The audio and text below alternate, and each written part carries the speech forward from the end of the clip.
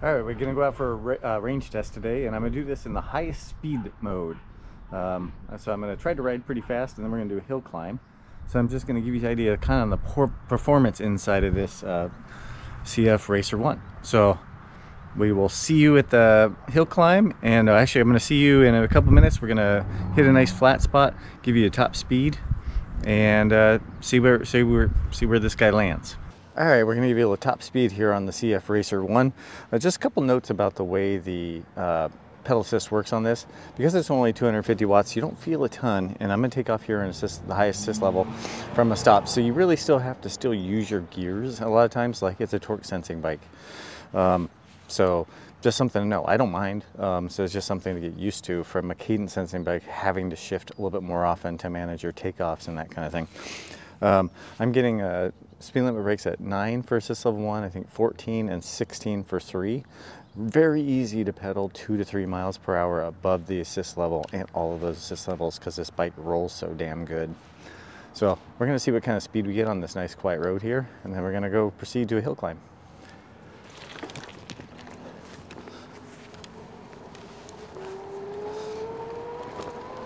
Hopefully you can see it's still very gradual there on the takeoff. But we have a nice amount of assist, providing real gradual assist. Sorry about the camera angle. It's a little low. Hopefully you can at least see the speedometer.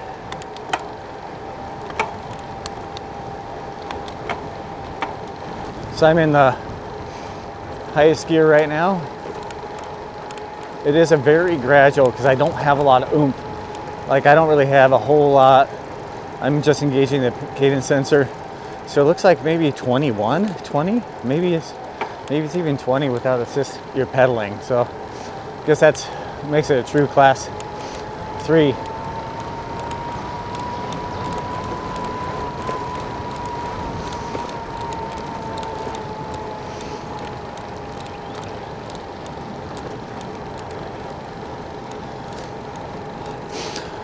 I'm finding it a challenge to really sustain much above 20, let's see, this is a slight downhill right here. Still feels nice and stable. Oh, those bumps are a little rough. So sustaining above 25 is a little bit of a challenge for me. I would say you have plenty of gear range there. Like I'm not spinning out at all. I could definitely pedal up to 28. And I'm gonna see if I can here.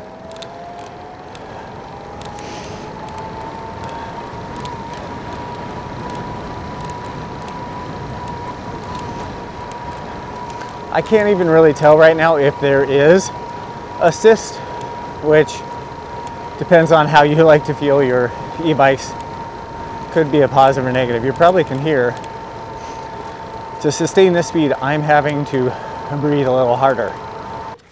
Right, here we are on the hill. No throttle, I just want to give you an idea. We got a little bit of an idea as we were riding over here. Not a lot of oomph, so I'm in a really low gear and see what this does for me on the hill.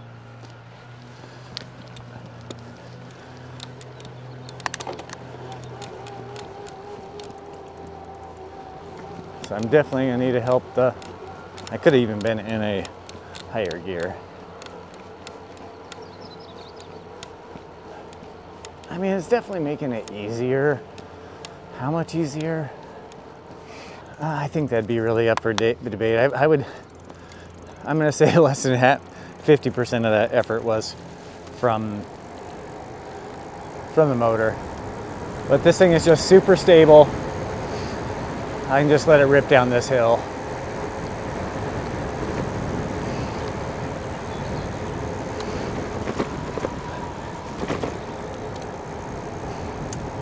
On your left.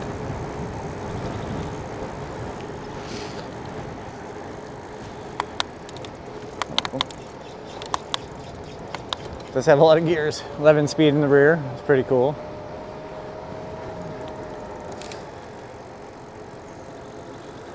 On your left. I really wish there was easy room for a bell on here with this weird profile, and lights are a little challenging as well.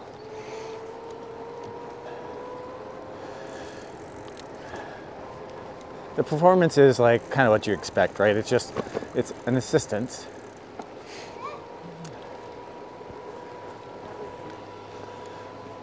It's a little amount of assistance. It almost equates more to the experience of riding a torque sensor, but you can back off and not have to push if you don't want to. So it could kind of be almost the ideal system for a lot of people.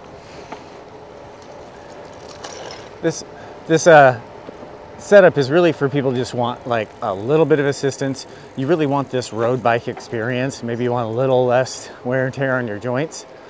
Range, pretty dang good, really, for me. You know, in a recreational riding and like commute riding, under 20 miles per hour, I got 40 and 30 miles. I'm riding pretty fast, even though I'm riding slow right here to talk to you. On this range test, I think that range is going to drop significantly. We're 5 miles in and I've already dropped a bar of battery. So I think I'm saying when you're running assist levels 4 and 5, you're probably looking more in the 20-mile range. Just be a heads up. And depending on the speed you're trying to tackle a hill with, you don't have a lot of assistance from the motor. If you live somewhere that's very hilly and you're wanting this motor to solve that solution, it's the wrong solution. You need to be able to use the gearing of your bike through a mid-drive system versus a low power hub motor system. It's not made for climbing. Just do a little more cruise on these twisties.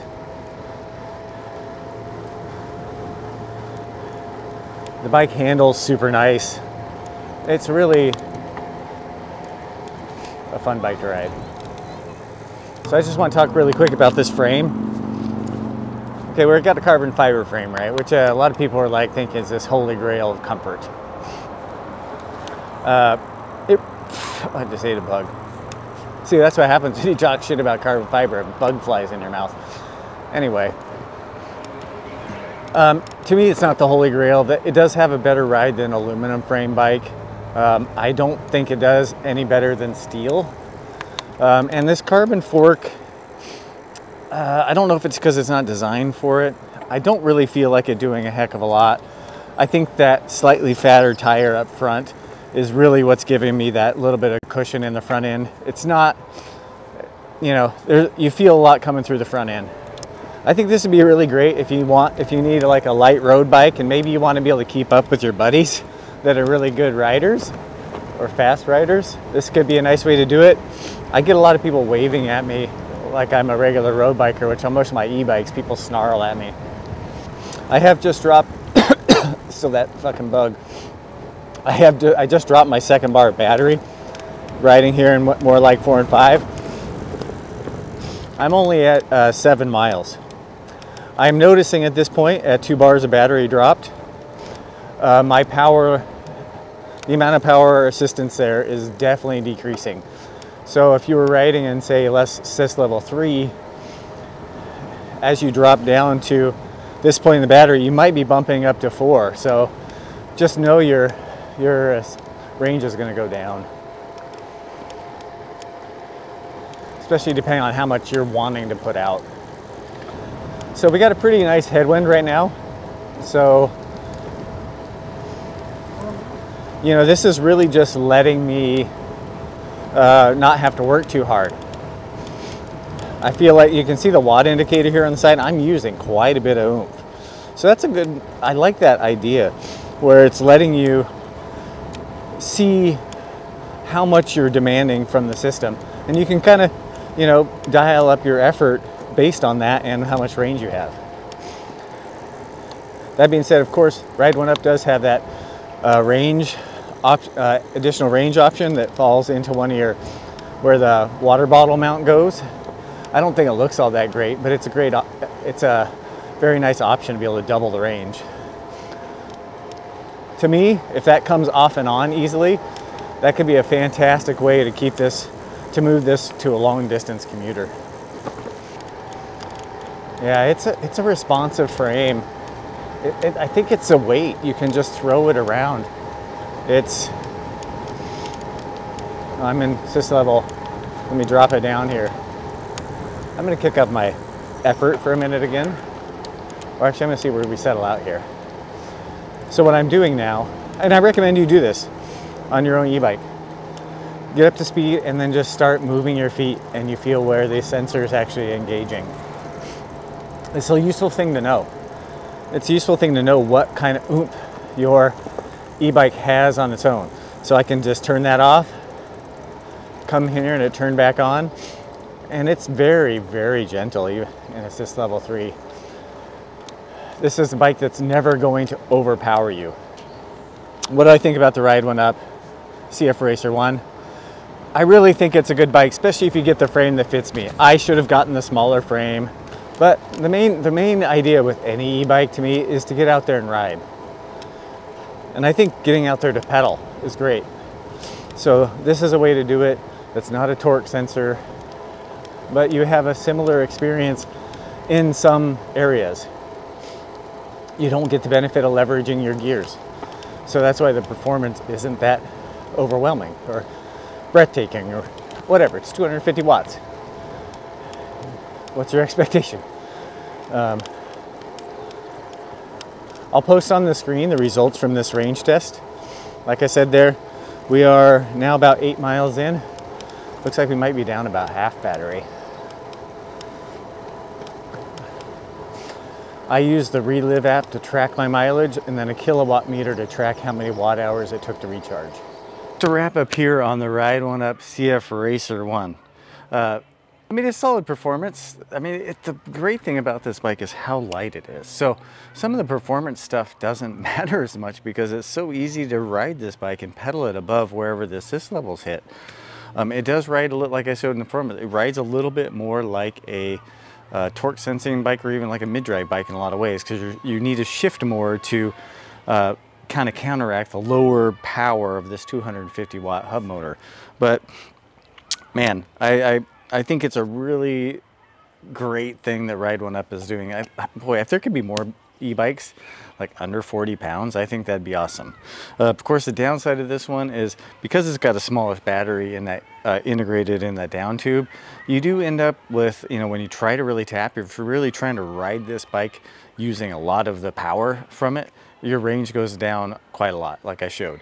But it's still well within what Ride One Up advertises, and they have that extra bottle option. So all in all, I think it's a really solid bike. If you have any questions about it, comments, throw them down below. Thanks a lot for watching.